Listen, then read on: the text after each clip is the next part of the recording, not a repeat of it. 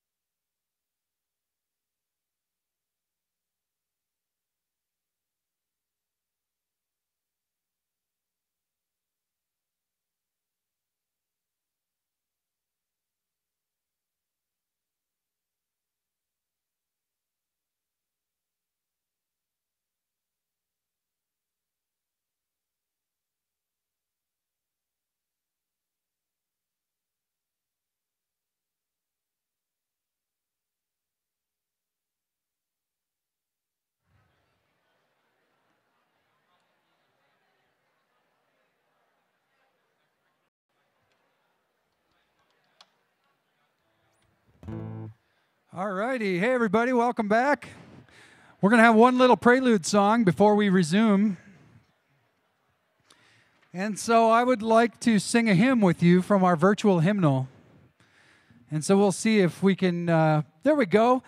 We're going to sing a hymn from the Cranberry Book that I've been trying to get out in the public consciousness because it's my personal favorite. And this is a song from my...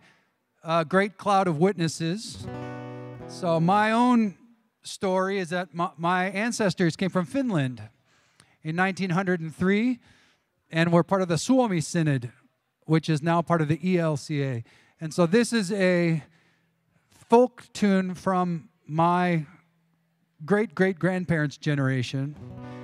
And sometimes we only sing it at Christmas time, but I think it's worth singing all the time. So this will be our warm-up.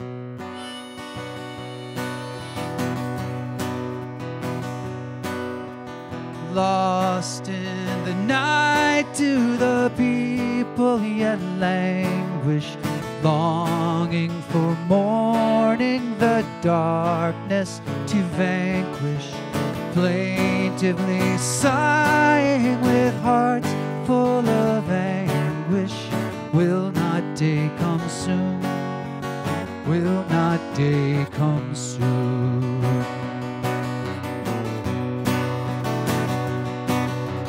Must we be vainly awaiting the morrow?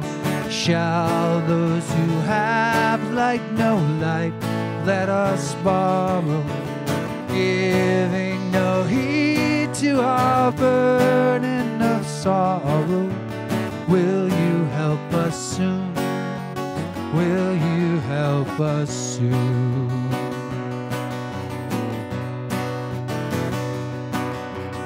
Sorrowing wanderers in darkness yet dwelling, dawned as the day of a radiance excelling, death's deepest shadows forever dispelling. Christ is coming soon.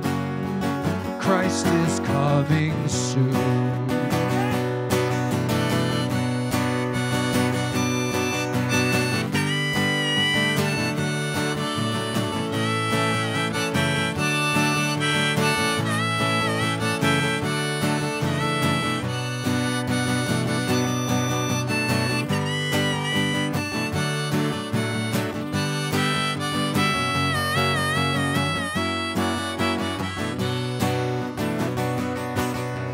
Light o'er the land of the needy is beaming, rivers of life through its deserts are streaming, bringing all peoples a Savior redeeming. Come and save us soon. Come and save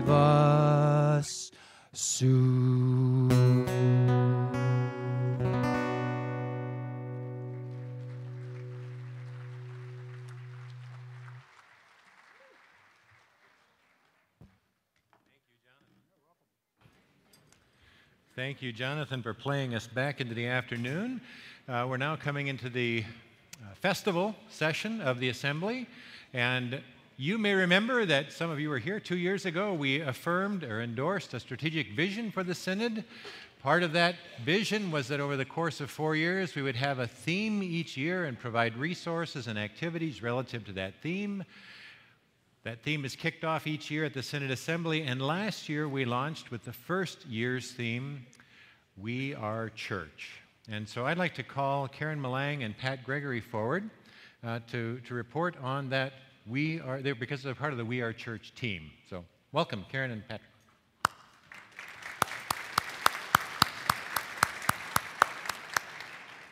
Good afternoon. As the bishop said, my name is Pat Gregory. And I'm Karen Malang. We are members of the We Are Church Working Group. If you recall, last year we came before you to encourage you to go deeper into what it means for us as congregations, specialized ministries, and as individuals to be the church. This is part of our Nebraska Synod strategic vision, which was adopted, as the bishop said, in 2015. And here's where we started.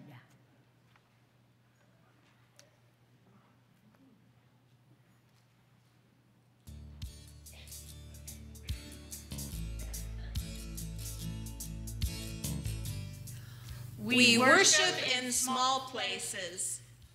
We are the church. In large spaces.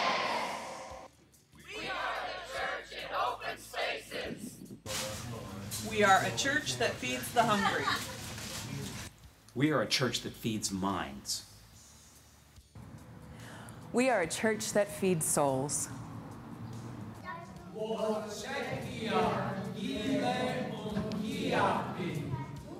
We are church across the plains of Nebraska.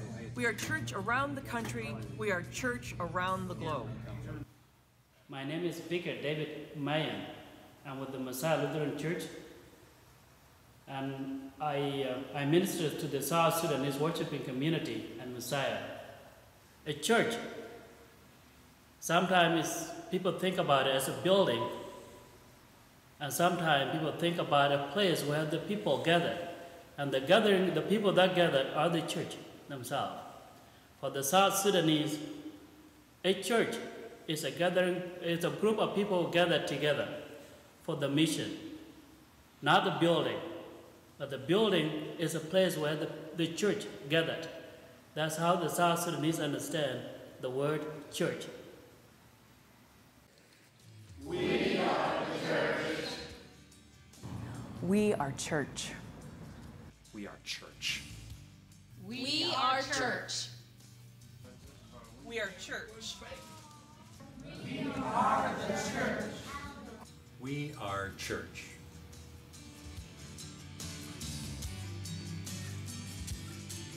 Took 47 takes.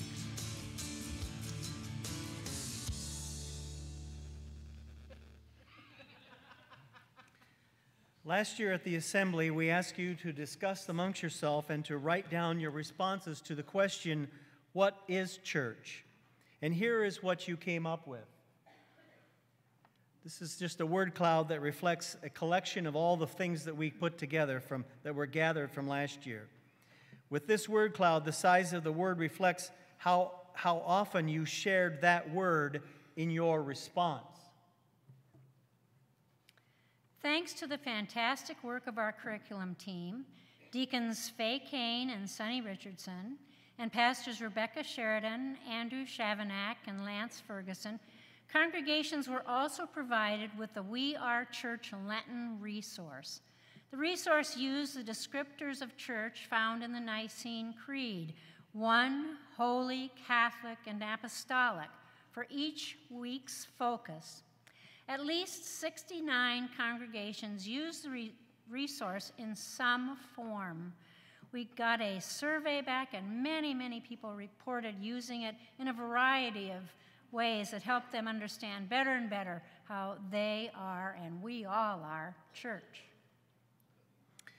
And finally, today, we are offering each congregation of the Nebraska Synod an opportunity to be an expression of the church by praying for one another. You may have seen the prayer tree that's out in the lobby, not the one with all the lights, but next to it, across from the Synod office there. There's a tree out there with leaves on it. Printed on each leaf is the name of a congregation in the Nebraska Synod or a ministry of the Nebraska Synod or the ELCA. We're asking you to take one leaf and not your own congregation or ministry, and make a commitment to pray for them during the next year, perhaps as a part of your Sunday worship or at special occasions and gatherings of your congregation.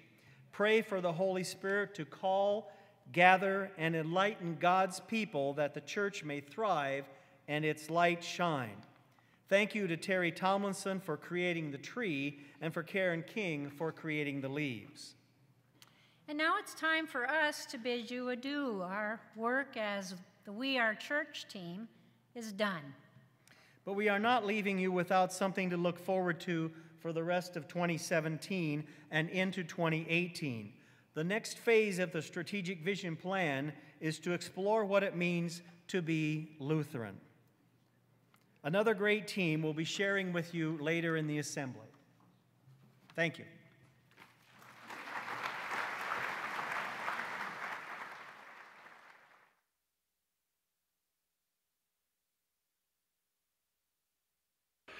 Thank you, Karen and Pat, and thank you to the We Are Church working team.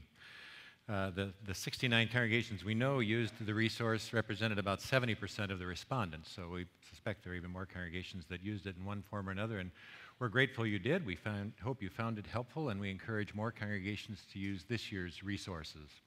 The more we're able to be talking about the same things at the same time together, the more we build a sense of church. Well, it's time for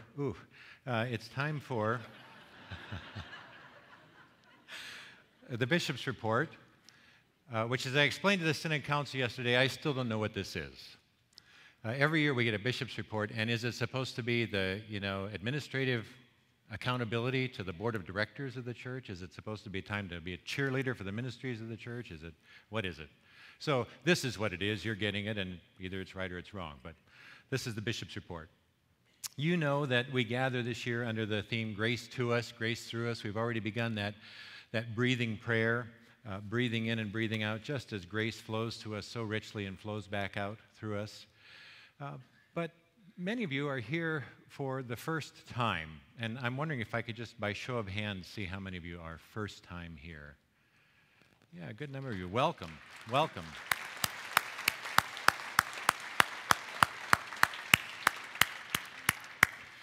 We're glad you're bold, risk-taking people, and you're here. Part of what's difficult for me always is to be able to communicate about the church and not assume too much of what everybody knows of the church. So just very quickly, some fill-ins so we're all on the same page. Many of you know that synod comes from two Greek words, synhodos, that very loosely translate to walking together. And so as the synod, we are walking together always, member to member, congregation to congregation, synod and church-wide to one another. We are walking together. God is always calling us forward into a future, and we go into that future together because none of us, ministry, congregation, individual, synod, church-wide, can do alone what all of us can do together, which is why gatherings like this are important. Now, in addition to that background, that philosophical notion that a synod is walking together, I want to ask you a couple of questions about your congregation, your church. When someone says the name of your church, St. John's Lutheran, First Lutheran, whatever it is, do they mean the church office? Do they? No. Yeah, simple answer. Do they mean the pastor? No.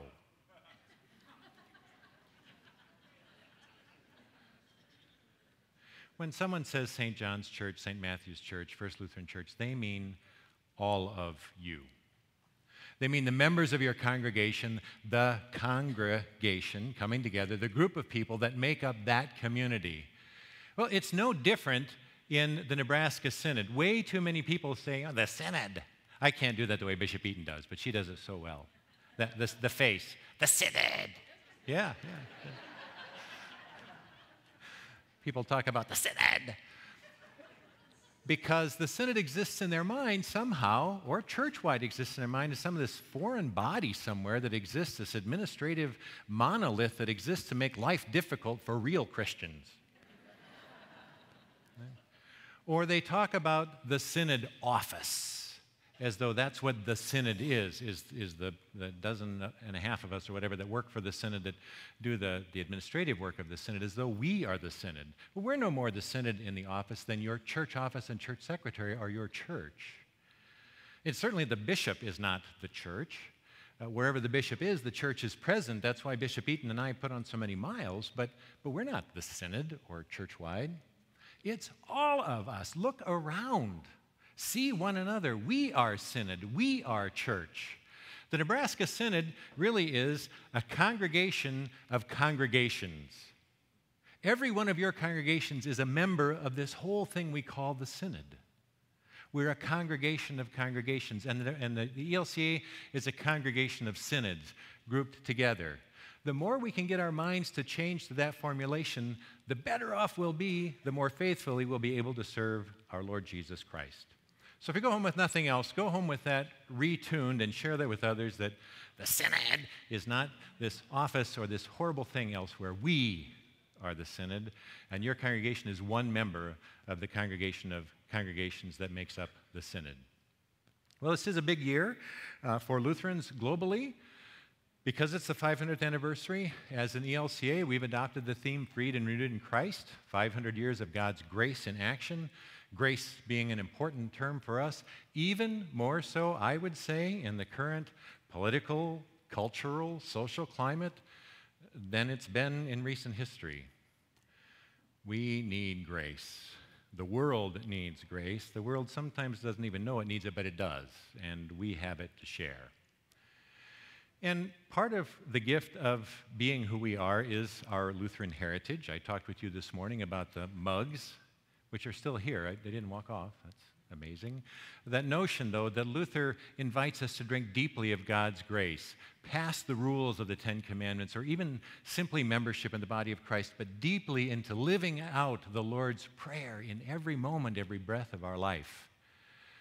That's how we understand Christianity and discipleship.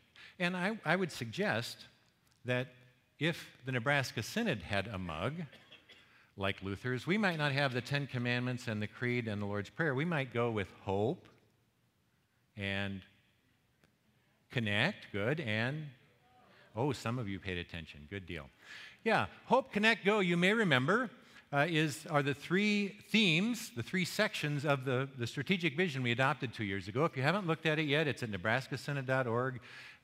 Look it up, just the executive summary, if nothing else, and see what we've laid before us as possibilities and challenges, because it's forming our ministry and our response going forward, and it's making a difference.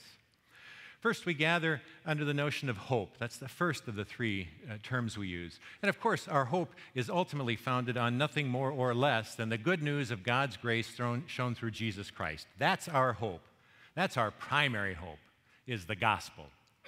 But responding to that hope, we live it out in a variety of ways. And the strategic vision organizes some of those expressions under hope. The first, of course, is our theme, grace to us and grace through us. That notion of grace being part of just our daily lives, our breath in and out. And, again, our Lutheran heritage. And it's time again, I know this is a shtick, but until everybody gets it right, I'm going to do it anyway. Time for the quiz. How many, by show of hands, are Lutheran confirmation survivors?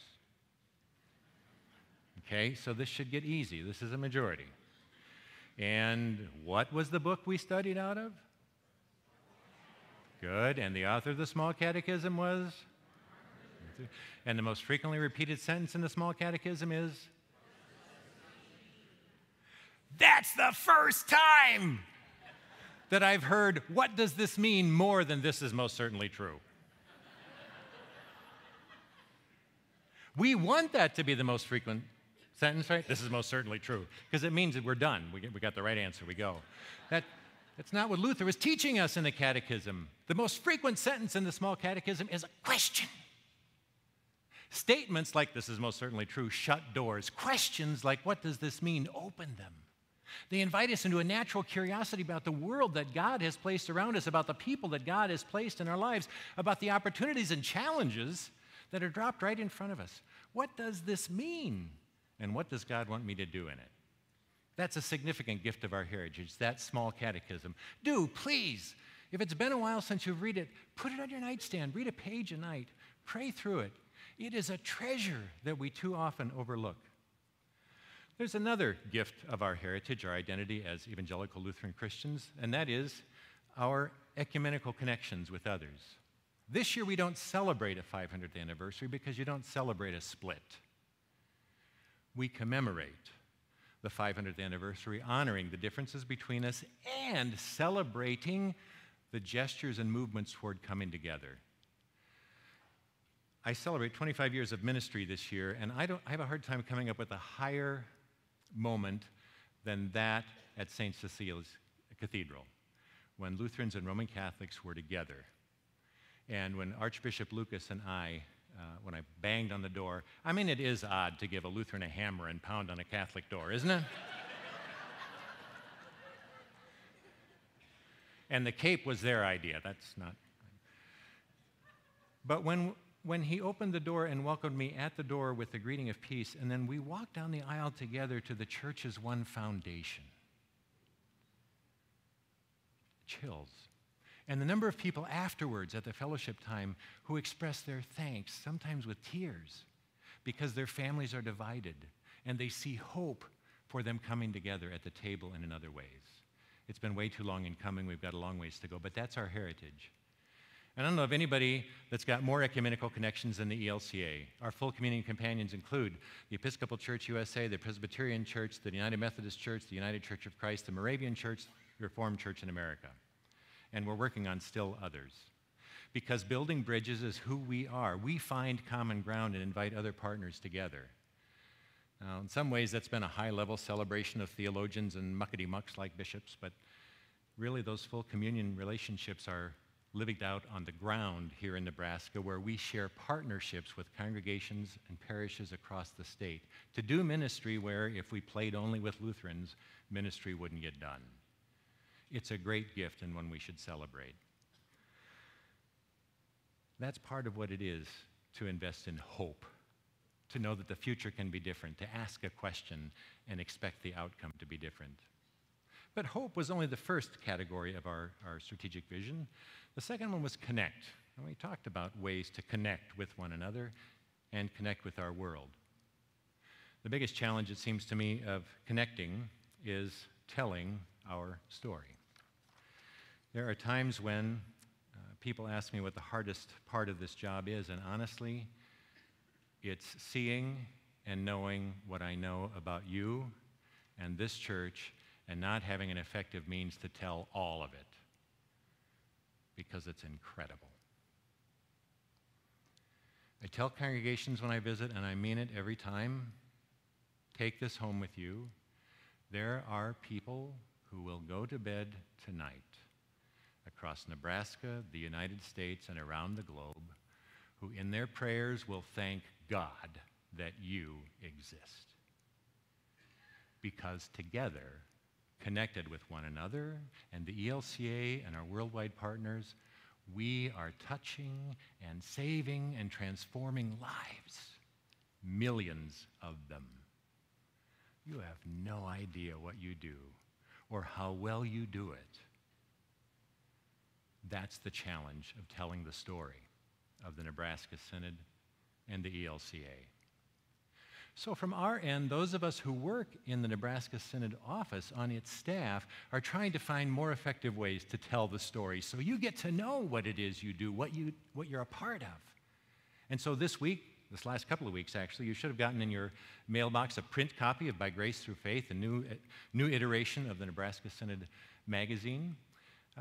We'll find other print ways to try to communicate and get word out. We'll work, of course, with email blasts and social media in any way that we can, and probably our primary connection is sending people out to connect with one another, whether it's Synod staff members, assistants to the bishop, cluster deans, just to be with one another.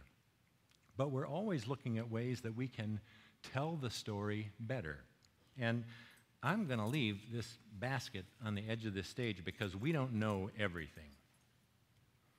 Write that down. You heard a bishop say that. We don't know everything. We on the Synod staff long for ways to share the story so that you can share it with others. And if something occurs to you that's a great idea, oh, you should have more events like this, you should try this type of communication, jot it on a piece of paper and leave it in the basket. We will take it seriously. We want to help you know the story because you deserve to, and so that you can tell the story because we're called to.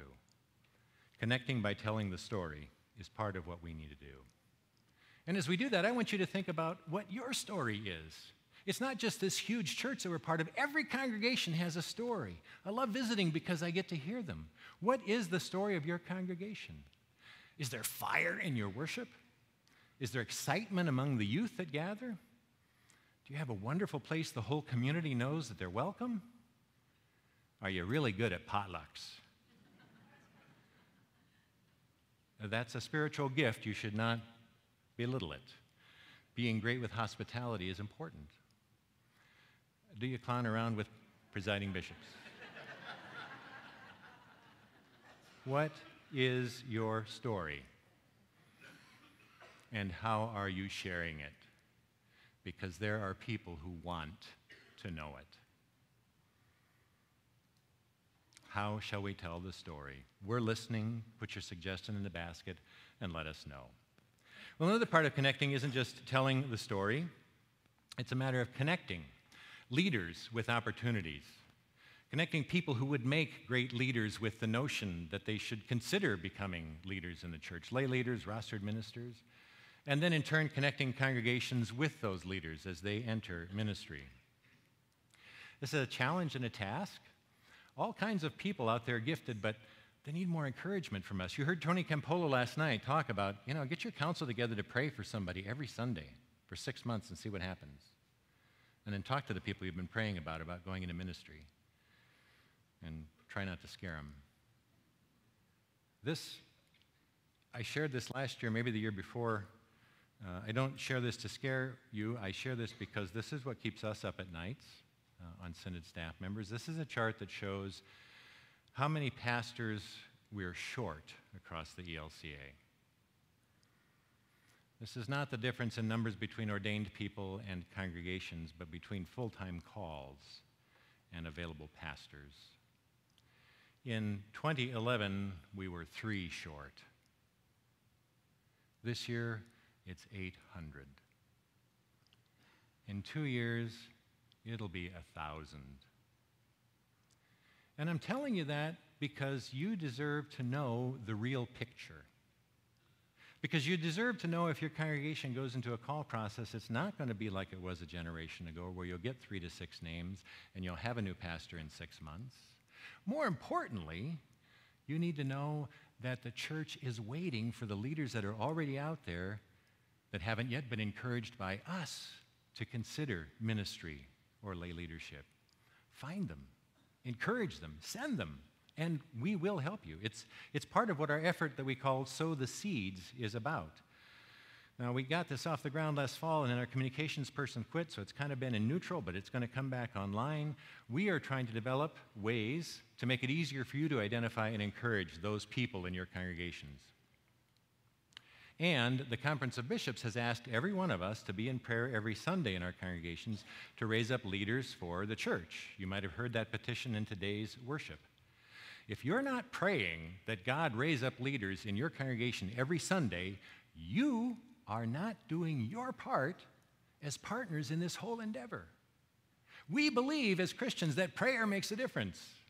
And so we pray that God will raise up those leaders. If your congregation is in a call process and you're not praying every Sunday for your next pastor, you're leaving aside the most important, most effective tool in your box to get your next pastor there. Pray. Pray that God raise up leaders. And then give thanks for those who answer the call to ministry, for your pastors, and for those in your congregation willing to become candidates to become pastors, for deacons and those who will become deacons, and for our parish ministry associates. It was great to get to certificate one more PMA this morning, a lay leader who's been trained, specialized training, so that he or she can go and serve in a congregation, lay leader, volunteer, on a staff, or even as a transitional minister, an interim pastor. The PMAs are a gift to the church, and we're doing everything we can to keep that ministry going and growing. We need more PMAs, as well as pastors and deacons. We thank God that we have them, and we hope more will consider responding to the call. But we don't just connect to other congregations and to leaders, we connect with ministries as well. You've heard the term Nebraska Synod Serving Arms Ministries. You probably don't know what they are. Certainly you don't know what all of them are. Almost no one does. But you need to know what they are. Find out about them. These are a treasure of ministries across the church. If you were at the Willing Witness Lunch and you heard Bishop Eaton say, most of these are members of Lutheran Services in America, which is a network of social service agencies, the largest provider of human care in the United States. Larger than Catholic Charities, larger than the American Red Cross, larger than Salvation Army. Lutheran Services in America serves 1 in 55 Americans every year. That's you. That's you.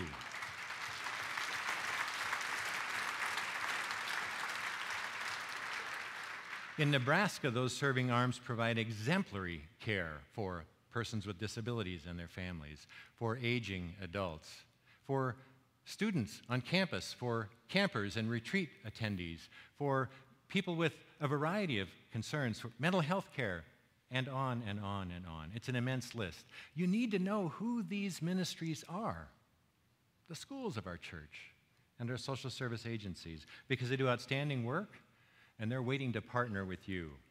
Invite one of them to speak or preach at your congregation. Get to know more. Tomorrow morning's ministry fair is loaded with exhibits from these serving arms. Visit every one.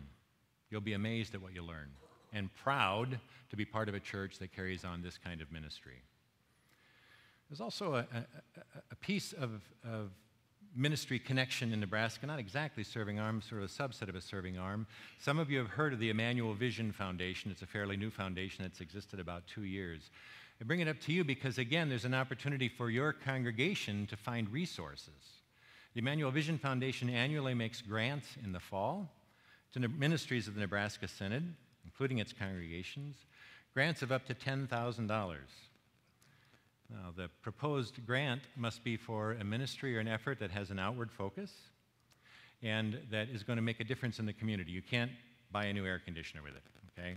You've got to start a new ministry to reach out. But if all that's keeping you from launching a new ministry to meet a need in your community is money, you need to be making an application. And those application cycles open up August 1st, and the deadline is September 30th. If you don't want to take notes of this, just go to Emmanuel online or Vision Foundation online. You'll find it. But do apply for it. Those resources are there for you to use.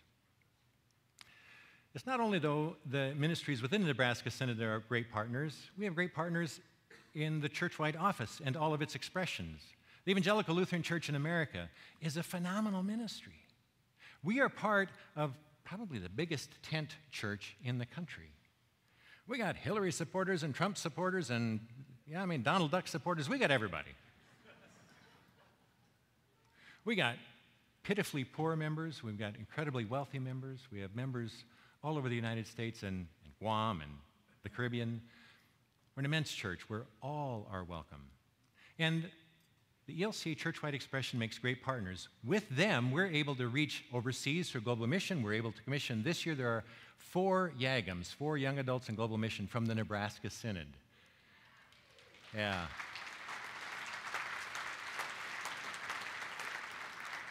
Four young adults serving as ministries all over the world who wouldn't have that opportunity if it weren't for our partnership with the ELCA. Together, as the ELCA, we saved 1.5 million lives from malaria, and our work isn't done yet with the malaria campaign. We continue to administer globally recognized hunger relief programs, disaster relief programs, refugee resettlement programs. Did you see in the news that per capita, Nebraska resettles more refugees than any state in the Union?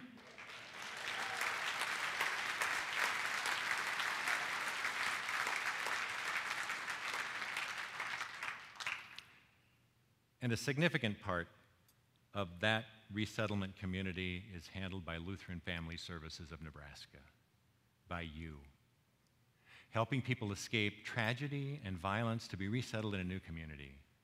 I'm proud of LFS in part because we're related, in part because I'm on their board. They have the highest rate of employment of resettled refugees of any agency in the nation. You know, the federal government will give you 90 days of housing and food, and then you're on your own. Think about that, going to a foreign country. You don't know anybody, you don't know the language. You've got to be employed and self-sustaining in 3 months. 85% of our refugee adults are employed within 90 days. That happens only because of the work and the trust of places like Lutheran Family Services. The Nebraska Synod staff sponsored a refugee family because we believe that strongly in that particular ministry. But that's only one of many ministries we do in partnership with the ELCA. And you need to know how terribly efficient and effective the ELCA is. You've heard me talk about the Nebraska Synod squeezing nickels, right? The ELCA is just as efficient. I'm frugal. Some would say tight. Some use other terms. My children are convinced when I die, I will walk slowly toward the light so I can turn it off.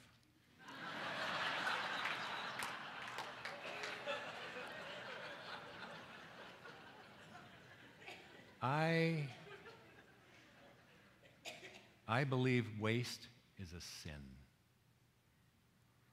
And I can tell you that if you are looking for a way to give thanks to God and give your gifts, to trust them to other people, the agencies of the church, the ministries of the church will do more with that dollar than anybody else on earth. You should be proud of that kind of work within the Synod and throughout the ELCA. And I'm especially grateful to our partners because the Nebraska Synod is one of 5 experiment synods. Some of you have heard me talk about the Mission Share experiment before. 5 synods have said, you know, every synod in the ELCA sends in its Mission Share gifts, and then because all of us are doing specialized and different ministry, new congregational starts, ethnic-specific starts, the church grants some money back to us to help launch those ministries. Well, our version of the experiment is church-wide. We'll talk with you about how much those grants are going to be, but instead of us sending you a check so you can send us back a check so we can report to you that we got a check so you can report to us that the check came, we'll just hold it back and administer it ourselves. And that has greatly improved our efficiency administratively. It's also increased our communication with our local ministries. We're seeing really, really good results from that experiment, but I got to tell you that it's making for giant headaches on the other end. Because there are 60 synods that do what they're supposed to do, normal stuff, and then there are 5 of us that experiment. And it makes the administration hard on that end. And they're enduring because they want to see if this is going to work, if it's going to be helpful. So I'm hoping you will help me tell Bishop Eaton to express to church-wide staff, whom we often force to reach for their Excedrin, how grateful we are that they're willing to let us experiment.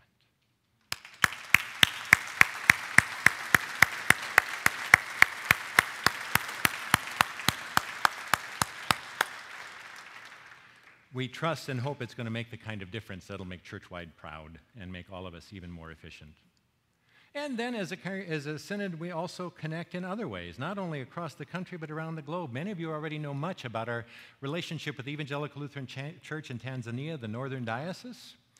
Some of you haven't yet been there. Let me tell you, it'll change your life. The next 2 discovery trips happen in January and July of next year. Look into it. Think about making it happen. It's an incredible thing. And you may or may not know, we're also partners with the IELU, the I-E-L-U, the Evangelical Lutheran Church of Argentina and Uruguay. There's a discovery trip happening there in the fall of 2018. Again, a great way to be exposed to Lutheran partners doing ministry in different parts of the world. And then right here in Nebraska, the ministries of Mission Field, Nebraska, those for which we're gathering gifts in our offerings in worship. Worshiping communities among South Sudanese immigrants and Southeast Asian immigrants and Salvadoran and Mexican immigrants, and among people in poverty in parts of urban Omaha and elsewhere, and the work of the Lakota Lutheran Center in Scottsbluff, and so many other ways in which we are striving to reach out to communities that we've not been part of before, but that are thirsting for the gospel and welcome our presence among them. We're doing some pretty diverse and incredible things. You're part of it. And it's a way we connect. And it's not only what we're called to do, it's part of our future. No one has ever gotten to the future by traveling through the past. We cannot be the church we once were. We will only become the church Christ calls us to be. And it will look and sound and act different than the one we're used to. But that's what we're called to do. Death and resurrection is a Christian thing. Changing is part of the Christian life. And so we follow in faith, making those connections. And lastly, go, which is the last word of our vision, but the first word of Christ's Great Commission, right? Go, make disciples, baptize, teach. You know the whole routine. And we are striving to go in many ways. If Hope Connect Go is like the layers of Luther's cup, and hope is where we start by being aware of God's presence active in the world, and connecting is how we team together to make things happen, then go is where we really sink into living out that call and that shared expression. It happens in a number of ways. One of the things I'm most moved by is the regular ministry of seeking the Spirit within our Spiritual Direction Institute. It's having an impact. If you read the report, you know that we're now over 50 in terms of certified spiritual directors. We've got another dozen or more in formation right now, striving to have spiritual directors in every part of Nebraska. I got to tell you, I grew up cradle Lutheran, cradle Nebraskan. This whole spiritual direction stuff, it seemed like voodoo to me. I don't know.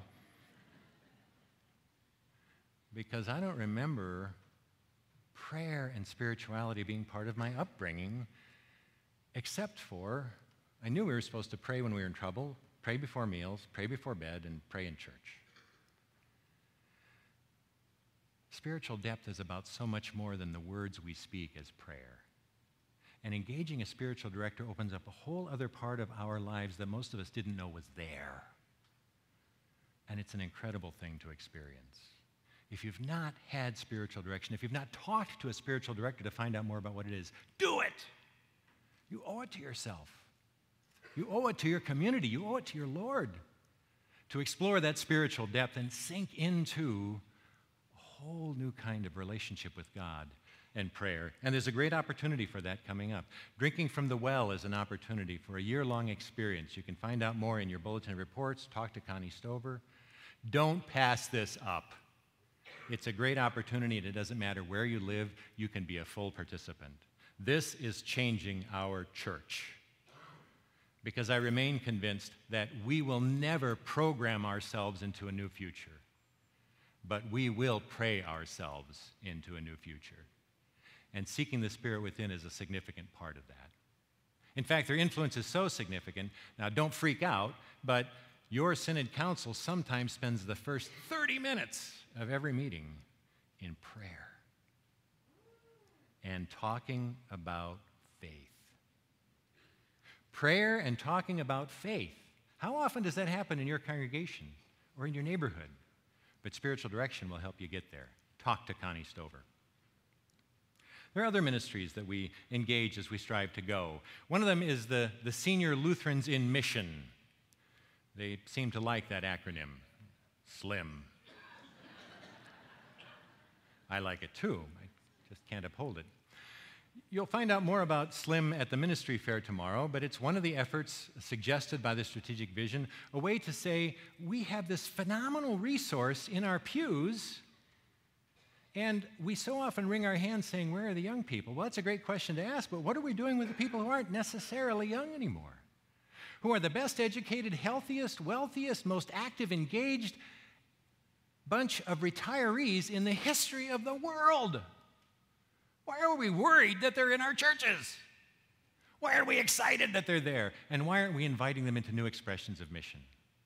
They've already helped us identify that there aren't just one level of senior citizens, there's at least 3 different generations among retirees.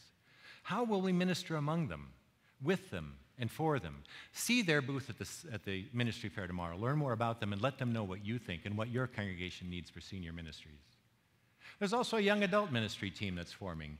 You'll hear a report from them tomorrow. You'll see them at the ministry fair. They're producing resources that you can use to help reach young adults in your community. It's a tough job. We know this. The culture's changing around us. Young adults are really hard to connect to. We're striving to find ways to do it effectively. And then there are things like the Nebraska Synod Journey, which historically has been our youth mission trip each summer. Now it's a cross-generational experience. This summer it's happening in Omaha. It's happening among congregations and ministries and outreach programs there so that Nebraska people, kids, adults, all ages, can come together and make connections where they didn't know connections could exist. Pray for the journey as it happens 2 weeks from now, and watch for other opportunities for you and people of all ages in your congregation to make that kind of engaging outreach and connection to other places, among other people, to find out that in God's kingdom there is no other, but that we are all one. That journey expresses the spirit of go, I think, more than almost anything else I've talked about. They're a bunch of risk takers. They're throwing themselves into it.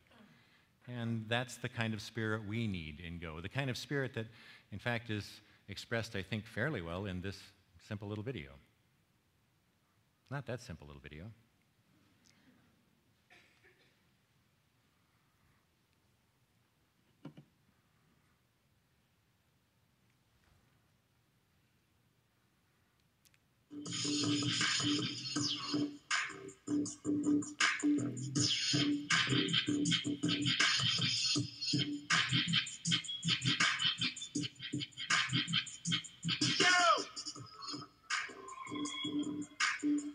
Yo, I know you hear me. This is Edwards.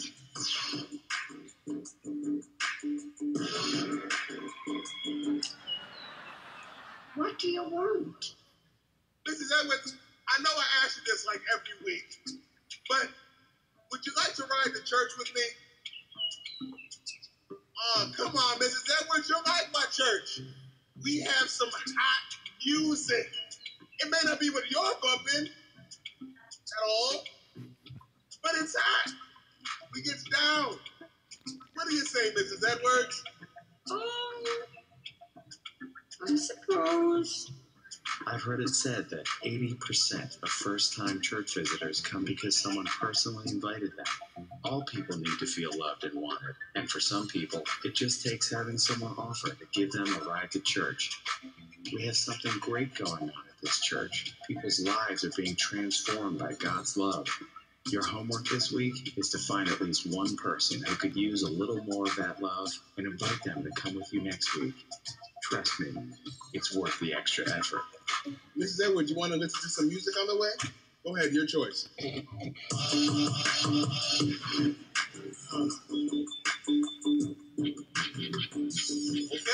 here we are.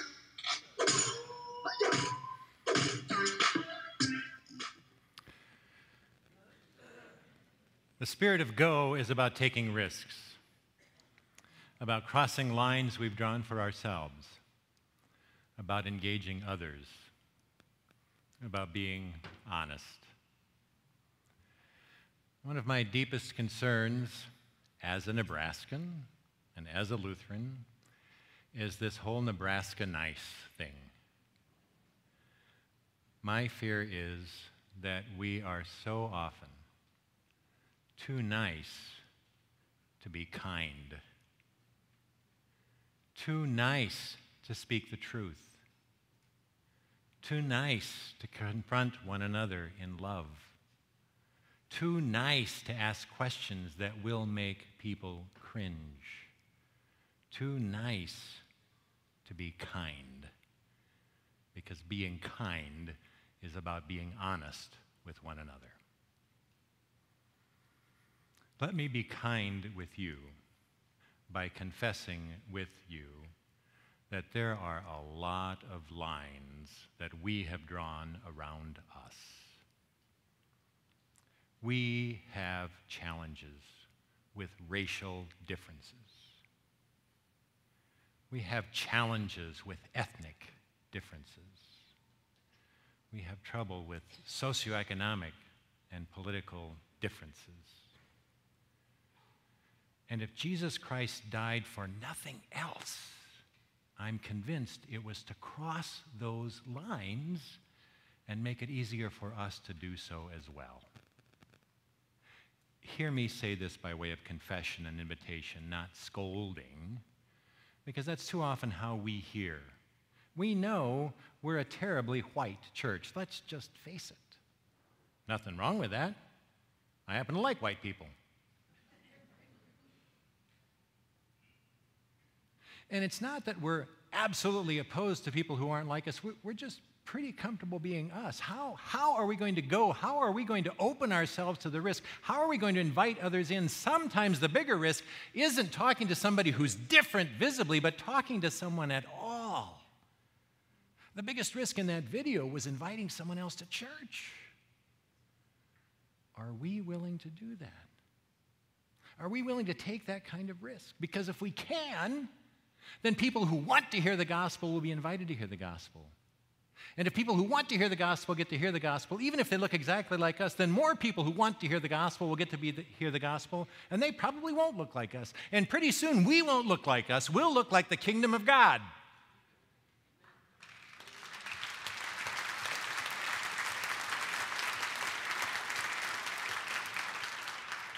But it takes risk.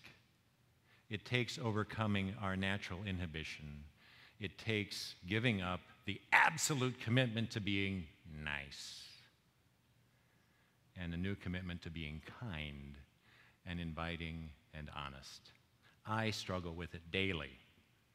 I hope you'll join in that struggle, that we can become more and more the church Christ calls us to be. That's the spirit of go, the way we express it in our vision. But it's not only the spirit of go and not only those particular ministries, there are other expressions in that go category that we've been striving to live into, trying to be accountable to the goals we've set for ourselves. One of the significant ones is in the area of stewardship.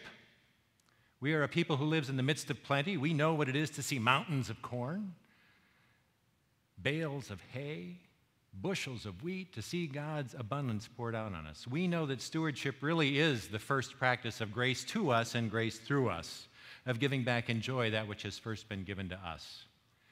And I don't know of a congregation of the Synod that wouldn't love to have even stronger stewardship practices than it does. So if your congregation is looking for those, then know that we have a director for stewardship on staff. Deacon Timothy Seberg joined us last year. Many of you have met him. He's been in a lot of congregations. Talk to him. He's got a host of resources that you can use, he and the table that he works with. He can actually convince you that, being happy and thanking God might have something to do with your checkbook and your life and your time and your relationships. So make use of Timothy and the resources that he brings. And know how grateful all of us in the Synod are, all of your partners in ministry, not just staff, but other congregations, that because of your generosity last year and the careful stewarding of the gifts you send, we actually ended up last year in the black.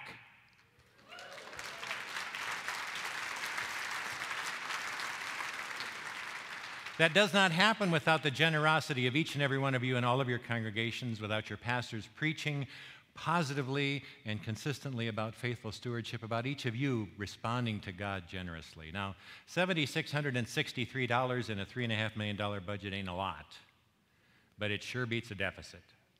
So thank you for being those kind of supporters and givers and responders to God's invitation to be stewards.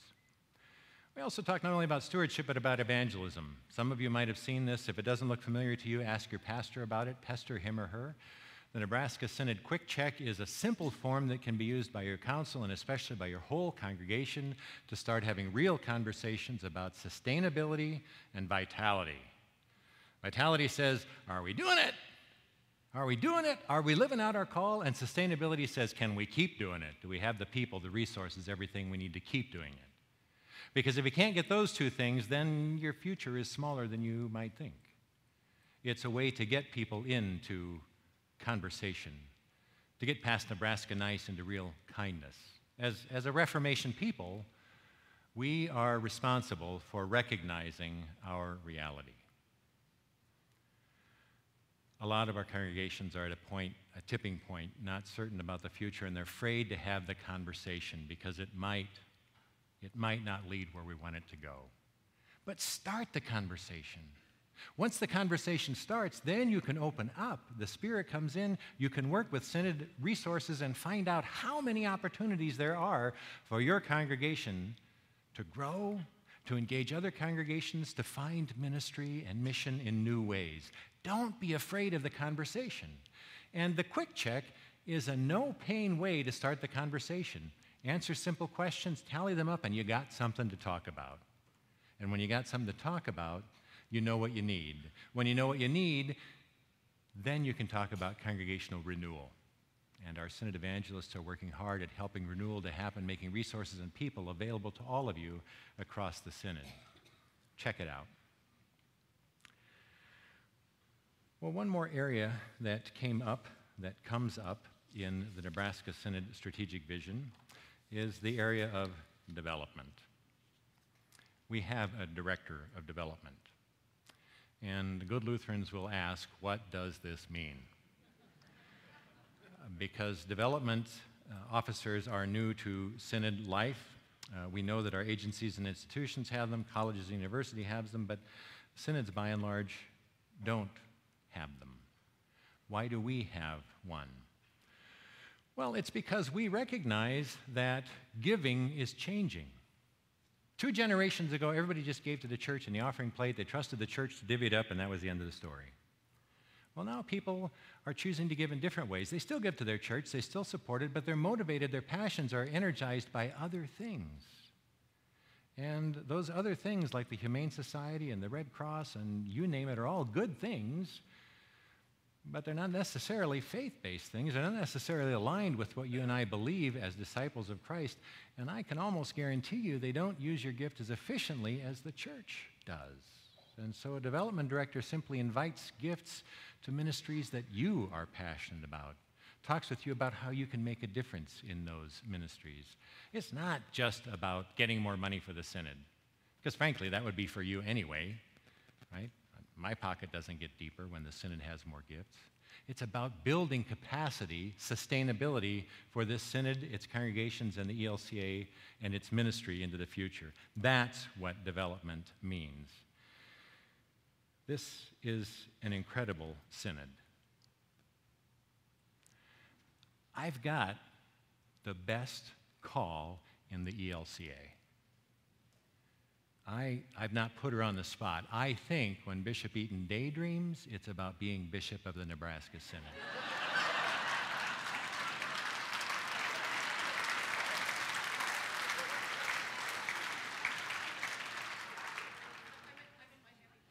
She's in her happy place now, thinking about it. I mean that. It's incredible what happens in this Synod and through this Synod and around this Synod. It's incredible.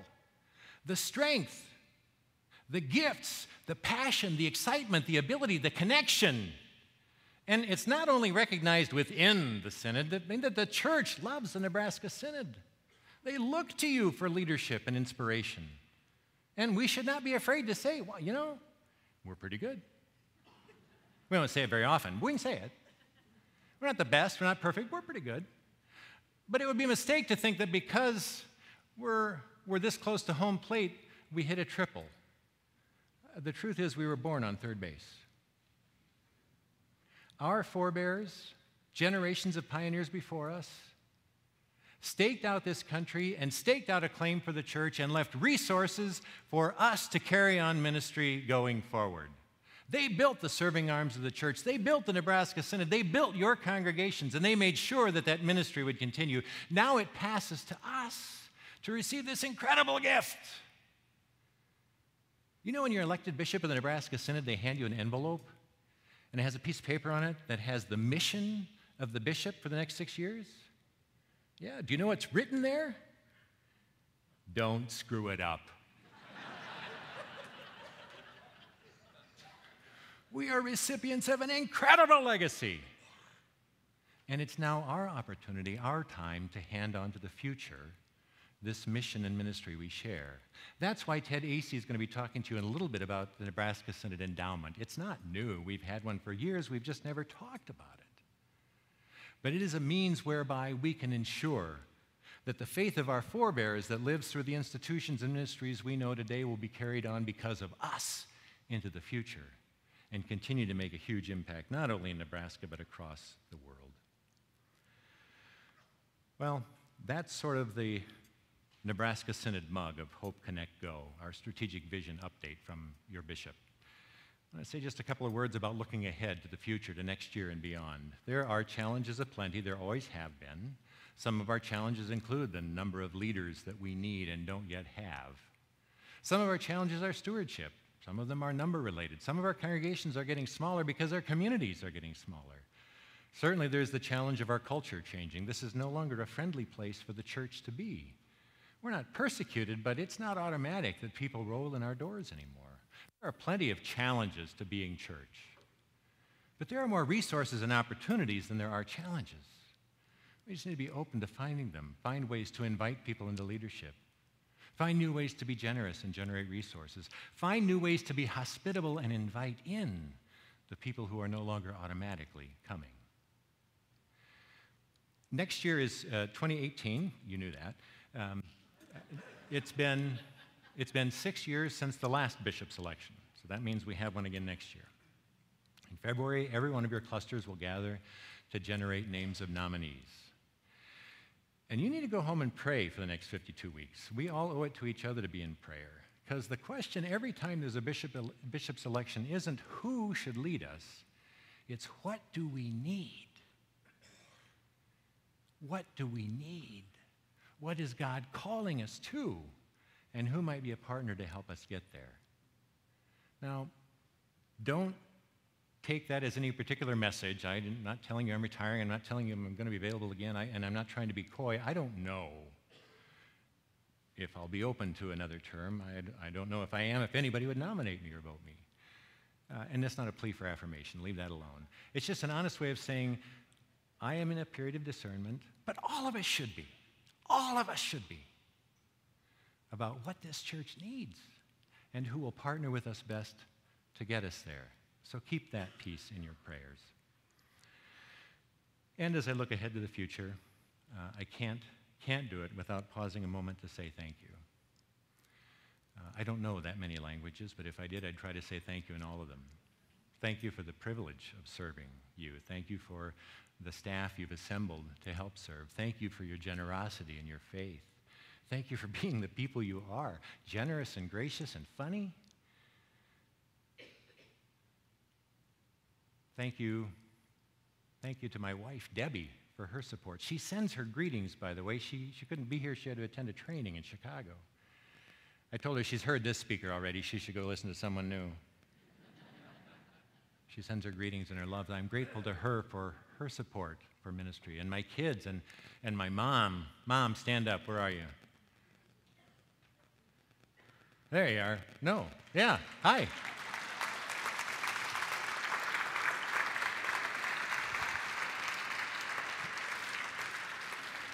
It doesn't matter how bad it ever gets, you know there's always one person in the room who thinks you're just fine.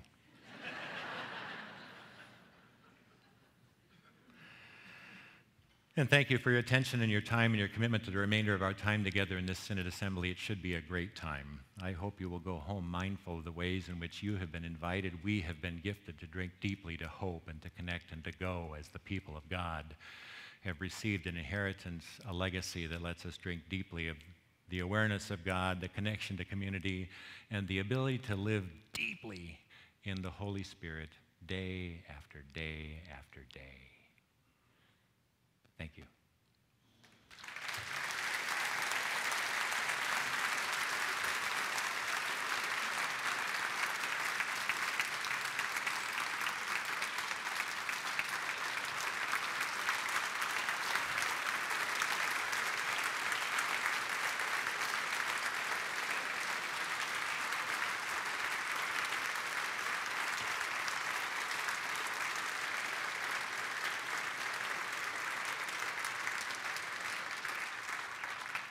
You are very kind, or at least very nice. We have just a couple of moments. I should have said this before I said thanks and ended up. There's a couple of moments for questions before we move to the next piece of our schedule on the festival. Are there any particular questions that came up or concerns from that report? that reflection on who you are and what we're doing? Yes, I can hear you.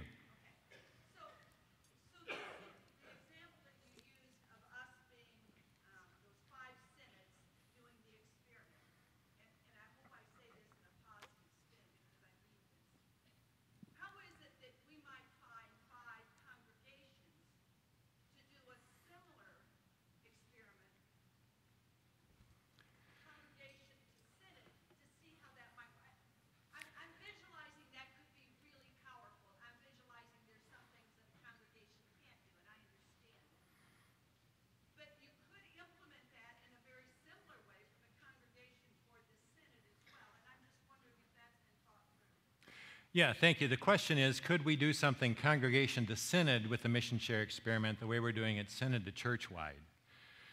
We can always have those conversations. The difference is that the synod sends resources to church-wide that then have come back as grants to the synod. And virtually none of our congregations send mission share in and then get grants back. Well, if we had, I mean sincerely, if we had the resources for that kind of work, we would. Now, we're fortunate in that we have, for example, a congregation that closed, that when they surrendered all their property and they liquidated it all, and it came back to the Nebraska Synod to start new churches. That's what happens when old churches die, new ones are born. They said, don't put us in a, can you please not put our resources in a pool for new churches? Can you please set it aside to use for congregations that are a decision point, that don't know whether they can survive or not, to provide resources to help them? Because we think if someone had helped us, talk to us, helped us have that conversation at the right point, we wouldn't be closing. And so it's about $25,000. I mean, it's not millions, but we are using that money as grants to congregations that want to do some congregational renewal work and don't have the means to do it. Mission Field, Nebraska, in a sense, gets some grants from Churchwide and from Nebraska Synod to help sustain ministries and communities that are just too impoverished to continue to sustain them on their own. We don't ask them to send money in and back, but yeah, no, the model, and the model seems to be working now. The jury is still out. We have one more year and a half in this experiment to see whether church-wide it worked at all or not from the synods. But that's exactly the kind of creativity that we would hope to... Exactly, because the box just doesn't work anymore. We got to think outside it. Thanks for that question. Other questions, Earth? Yeah, now, I don't want you to get lazy. I'll try to listen, but you might have to go to a microphone. I'll do my best. Question? Okay.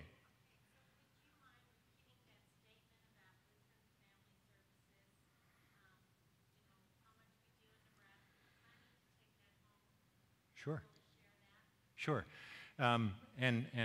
Ruth Henricks from Lutheran Family Services, the director, will be here tonight, and we'll give a brief report. Talk to her. She can give you exact statistics. But it's standard fare. New refugees get 90 days of support from the federal government, right? Housing and stipend to live on. By the end of 90 days, you're supposed to be employed. That support runs out. And so Lutheran Family Services Nebraska has this incredible track record of having, it's well over 80% of their, I think it's 85% or better, of their refugees, employable refugees, some are children, have jobs by the time that 90 days is up.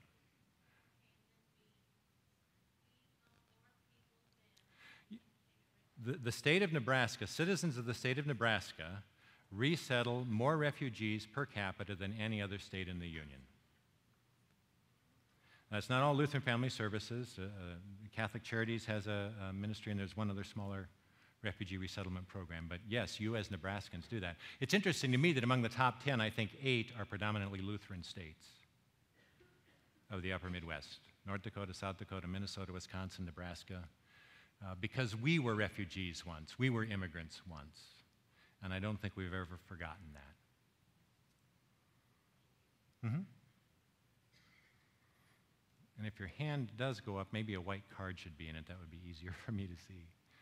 Yes, coming to the microphone. Microphone number 2. Just an FYI, as you were highlighting the agencies and institutions, these little video snippets are available in one 15-minute video. The Synod office has that available, and we have it available as well at the Vision Foundation office, and it was created for the purpose of various committees in the Synod, but also so congregations could take that and show it at council meetings or adult forums or wherever you wanted, so that you could have some better idea what the work of the agencies and institutions were. So that's available. Yeah, thank you. Mark Grovert is director of the Emmanuel Vision Foundation. Yeah, it's a 15-minute video, and it's, I think, 13 agencies, so you know they're each short ones. They're great to use during announcement time, you name it. And talk about, I mean, money going to Emmanuel Vision Foundation. You got an idea, there's resources. Our Hunger Committee also makes grants for food programs in your communities. There are a lot of opportunities for changing resources. Anybody else? Okay. Well, this time began being handed off to me from the We Are Church working group, and the We Are Church theme year ended last night. The banquet was sort of the end of it. Today we begin a new theme year, and this year's theme is We Are Lutheran, the second of Bishop Eaton's 4 emphases and the ones we picked up in our strategic vision. So I'd like to ask members of the We Are Lutheran working team to come forward and introduce the theme and their work for the year ahead. Scott Fredrickson is coming up alone to represent the whole team. That's a guy.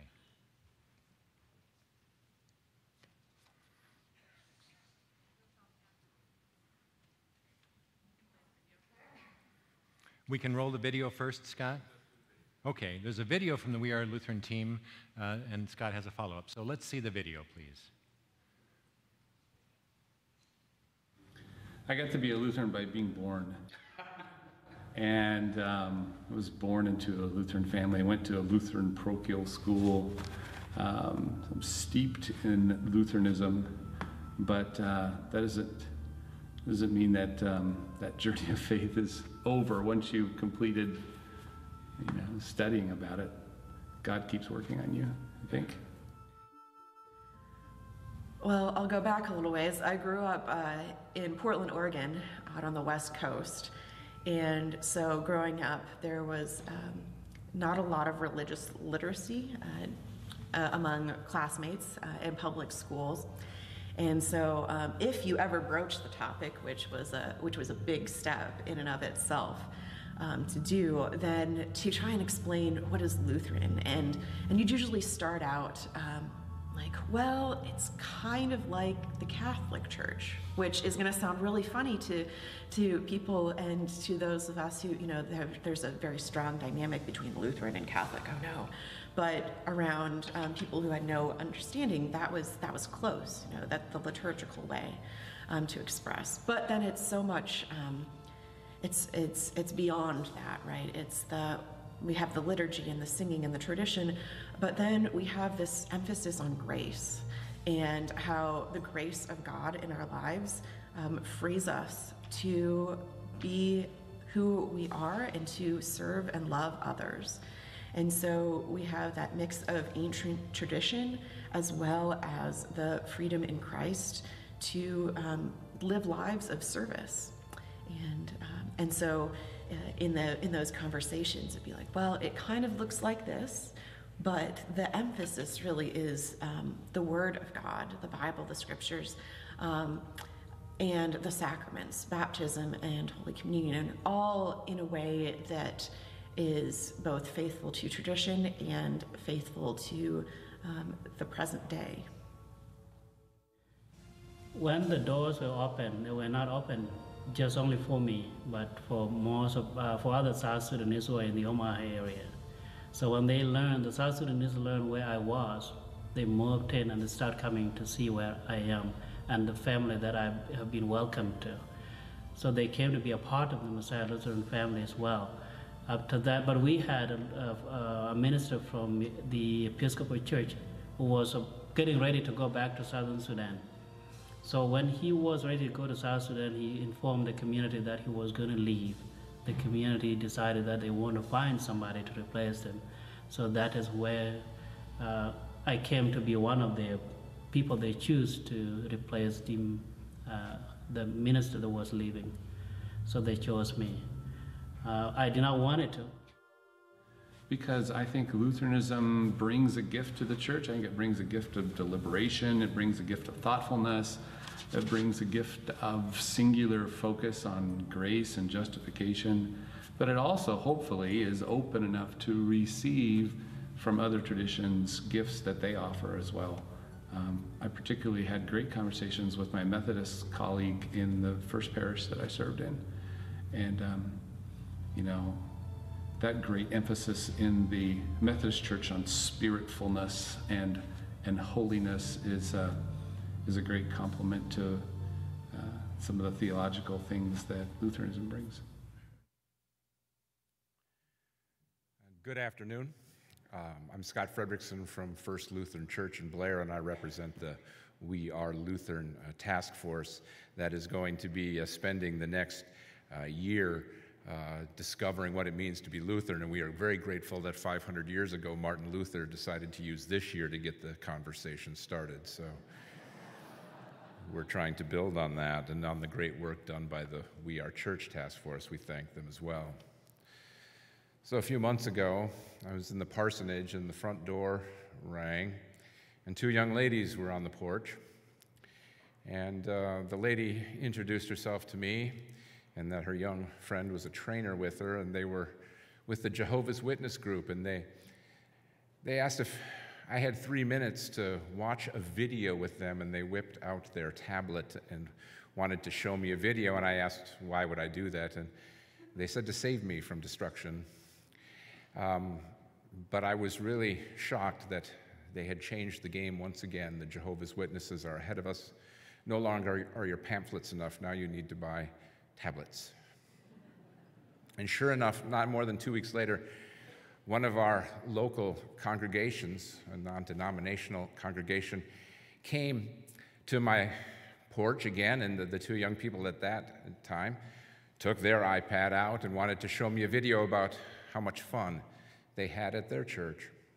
And it got me to thinking that perhaps if Lutherans were to create a video and were to get down to one sentence what we are about, what would we say?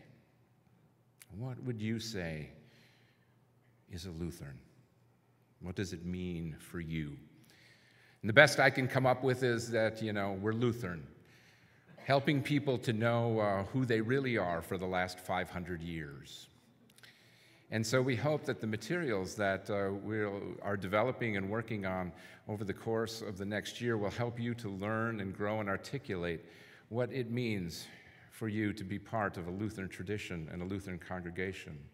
How you will be able to express to people, either in a sentence or a video or in some way, what it means for you to be grounded and rooted in the deep traditions of grace and faith, in the Word and Scripture, and in the power of the Holy Spirit to be able to continue to move us together as a people, to walk together, as the bishop said, as a synod and as a church, for the glory of God.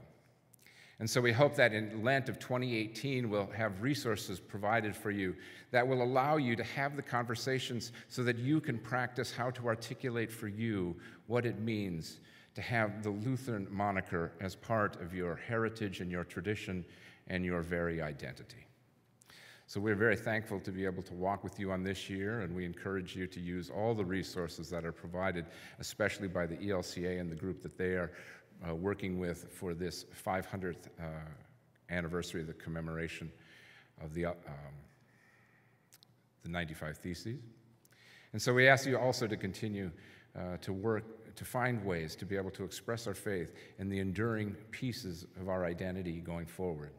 Because as a team, we are fairly convinced that the ministries will change and that they will look different, but that there is still underlying within everything we will see an enduring and perduring understanding that we are saved by grace through faith, apart from works of the law, by the power of the Word and the Holy Spirit, for the glory of God.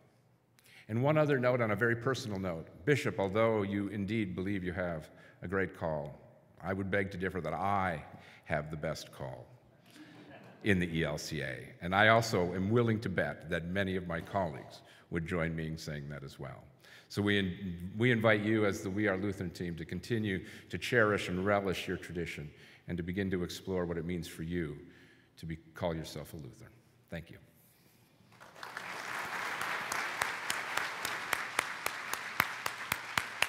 Thank you, Stan. Never in my wildest dream did I think we'd have pastors arguing about who has the best call. I am Sparta. Spartacus. I'd like to take a moment to introduce to you our Director of Development. Many of you have met him because he's a very engaging guy and loves to engage one-on-one. I happen to know that he's not all that comfortable in front of large groups of people, so I'm delighted to make him come up here. But he's terrific one-on-one. He's infected with a passion for faith in Jesus Christ, and in the time he's been with the Nebraska Synod, he's become really passionate about the ministries of the Nebraska Synod. So he's exactly the kind of guy we want to have doing development work with us. He's worked really hard for the last year and a half, has produced some incredible results, and now Ted Acey is going to come forward and talk to us about the new effort related to the Nebraska Synod Endowment. Ted.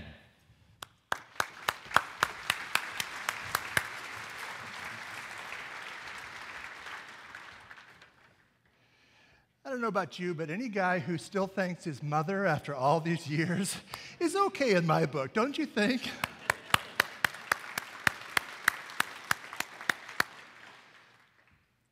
Good afternoon. I am Ted Acey, Director of Development for the Nebraska Synod, as you've heard. And I want you to know what a great pleasure and honor it is for me to stand before you and address you today. I was told that nobody gets to do this. And yet I ask, and they granted me this. Today we are launching the Nebraska Synod Endowment Campaign. But before we get into that, I want to tell you a story. As a young boy, there were many things that I loved to do. One of them was visiting my grandparents every summer. Another was watching Davy and Goliath on TV every Sunday morning. I loved that show. The third thing, though, was going to Sunday school. I loved going to Sunday school. And I want you to know that I never missed a day of school or Sunday school in my life. And I have certificates that will prove that. I learned from my grandparents how to respect people, how to treat people, and how to love people. Lessons that I learned and I use to this day. I learned from Davy and Goliath, my little cartoon friends, that there are ways to overcome seemingly insurmountable challenges. Young Davy was always faced at the beginning of the show with something that was a problem or a concern, and within 15 minutes, he and Davy, his faithful dog, along with a little prayer and his mom and dad, had solved that problem. I learned from Sunday school about Jesus and about the Bible. My Sunday school teacher, Mrs. Walker, would take little bits of felt that were all different colors and put them on a board. How many of you remember when that was high tech? Yes. And she would weave a story that fueled the imagination of a young boy and taught me lessons that still impact my life today. Stories about a guy who was a pastor, if I'm not mistaken, who was swallowed by an enormous fish and lived there for 3 days. Or about a guy who I'm sure had the ability to talk to animals like Dr. Dolittle, because he convinced all those animals to go into this enormous boat that he spent many years building and travel around with him for a few months. But my favorite stories were about David. Little David, play on your harp. Hallelujah, hallelujah. Little David, play on your harp. Hallelujah. Sung that story so many times in Sunday school. He was a harp player, but he was also a shepherd. And when the lions threatened his flock, he walked softly but carried a big stick. And he was able to defeat that lion and protect his flock from any harm. And of course, we all know what happened when the real Goliath threatened the Israelites. And Saul and his army were cowering in fear, standing back going like this. What are we going to do? It's a giant. What are we going to do? But David remembered that the Lord was on the side of the Israelites, not the Philistines. And he used what he had, and he reached down, and he picked up 5 smooth stones, and he put them in a sling, and he let it go. And he defeated that giant.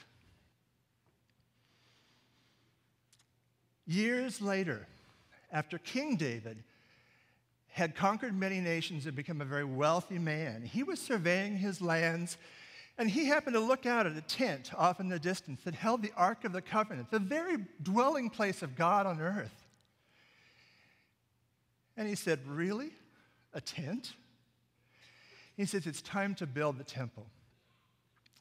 And as he began to make preparation to do that, the word of the Lord came to him, and the word of the Lord said, "You have shed much blood and waged great wars. You shall not build a house for my name.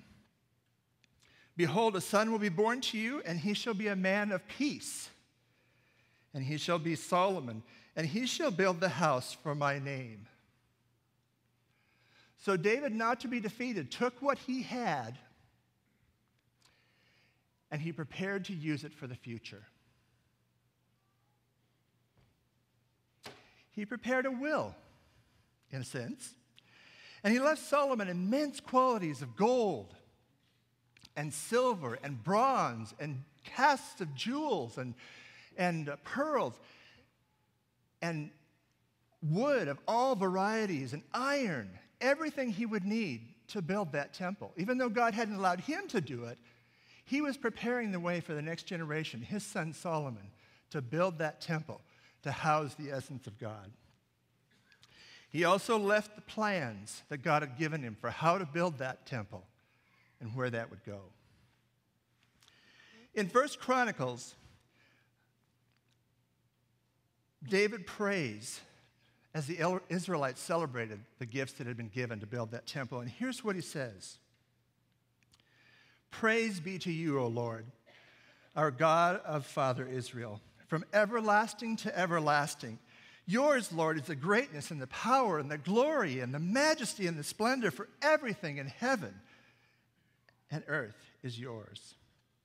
Now, our God, we give thanks and praise to your glorious name."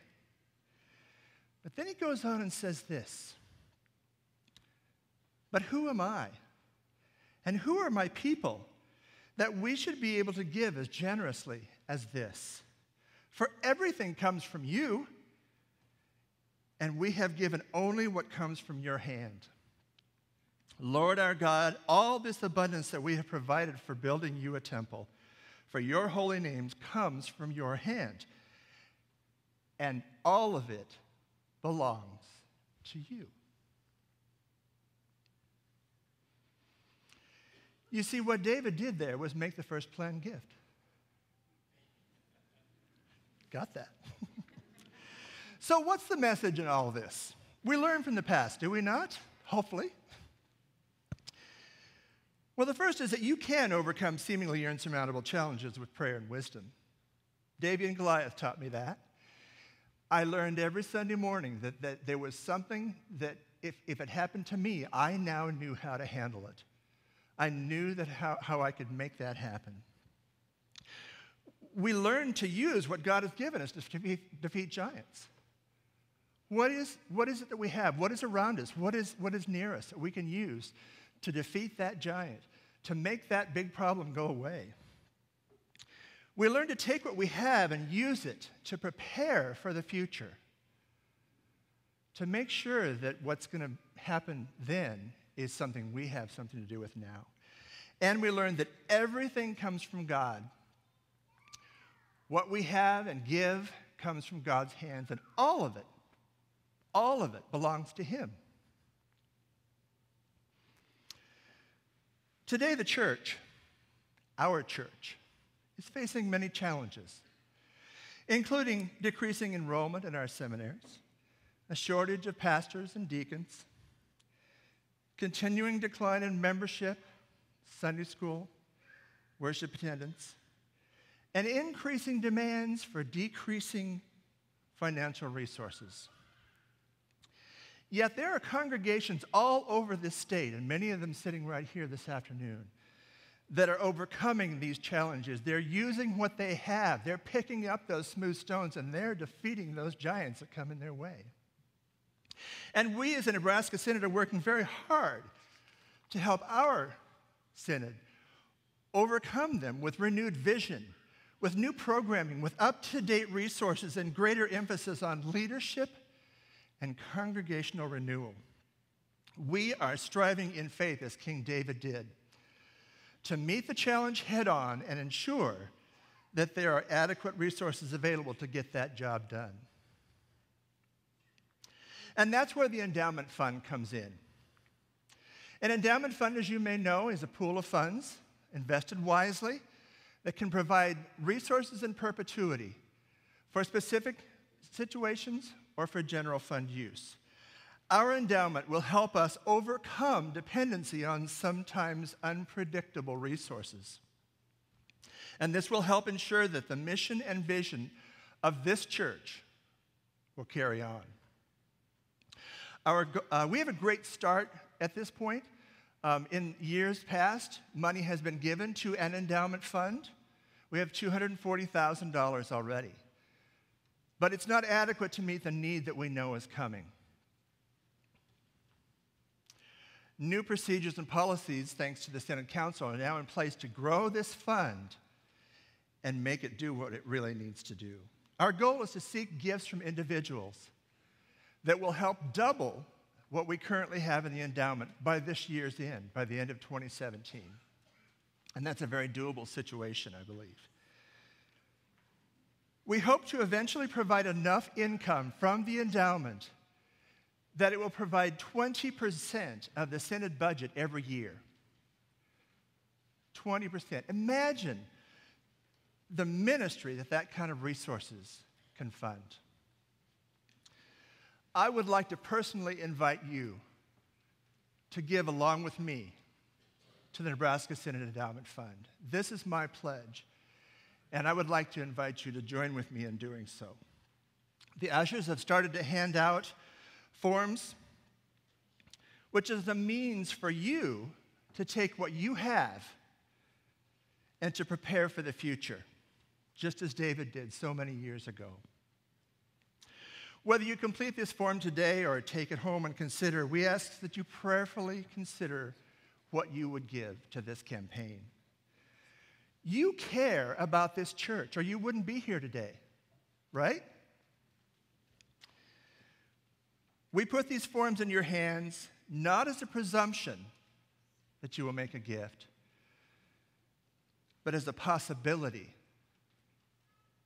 To consider what the possibility of what we can do together for the future.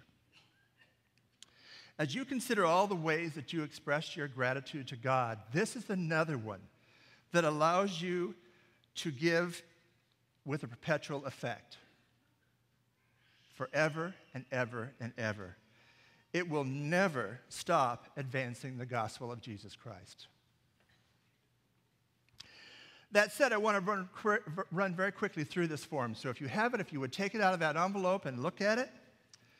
I know you know how to read, but there's just a couple of things that I'd like to inform you about. First of all, you'll notice pretty much at the beginning, there's several categories of giving that I put there.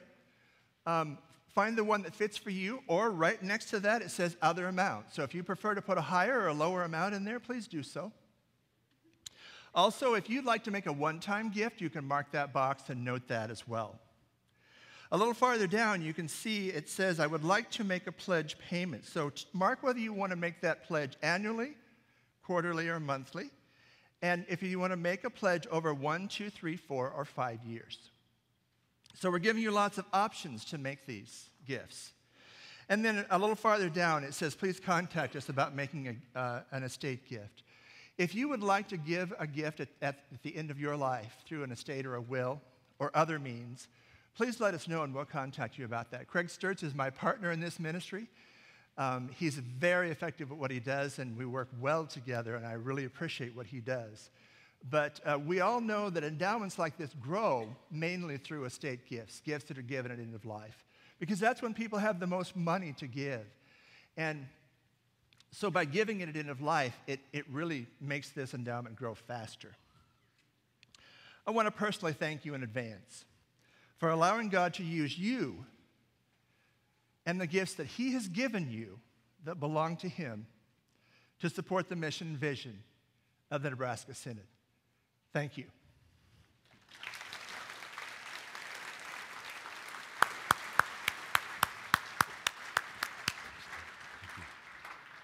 Not bad for a bashful guy.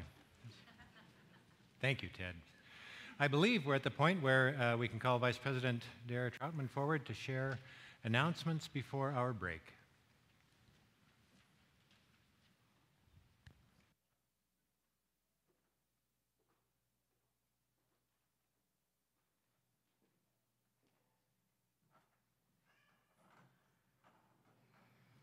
I also want to thank Ted. One of the things that he has imparted to all of us who serve on Synod Council is the importance of us also serving as examples for members. And so each of us was asked to support the endowment, also to support the annual fund in an earlier fundraising opportunity. So thank you for prayerfully considering this opportunity. Just one very brief announcement at this point. We're going to take a 35-minute break, convening back in this room at 3:25 to hear from our keynote presenter, Dr. Anthony Battiza. Festival session number 1 will then move into business session number 2. And during that session, the proposed 2018 Nebraska Synod budget will be introduced. Excuse me. Budget hearing webinars were held prior to the assembly. They were recorded, and there is a link to listen to the webinar, which can be found on the assembly homepage on the Nebraska Synod website. Formal consideration of the budget takes place at business session number 3 tomorrow afternoon. That's it for the announcements at this point. Please be back here promptly at 3:25 for our keynote presentation.